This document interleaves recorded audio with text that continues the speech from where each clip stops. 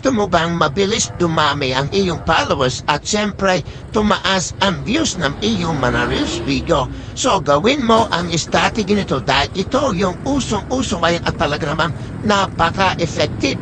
So una mga lodi, i-check mo yung ating comment section dyan and then pumunta ka po sa timeline ng mga nagko-comment dyan mga lodi and then pumunta ka sa kanilang reels and then i-share mo po yung kahit isa sa kanilang mga reels video and then kapag ka syempre yan ay nag-notify sa mga kapwa natin content creator na sinare mo yung kanilang mga video ay maaari ka rin puntahan ng kapwa natin content creator at i-share din yung iyong mga video. So ganito po mga lodi ang ating gawin para po dumami ang views ng ating mga reels video dahil more share ay more views po ang mag-generate ng ating mga video at dito mabilis tayo mamamonetize at mabilis tataas ang ating earnings. At siyempre mga lodino, huwag mong kalimutan i-follow na din yung ating mga kapwa content creator para ng sigurong paraan is kapag ka tayo lahat ay nagtutulungan dito mga lodi, lahat po tataas ang ating followers. At siyempre,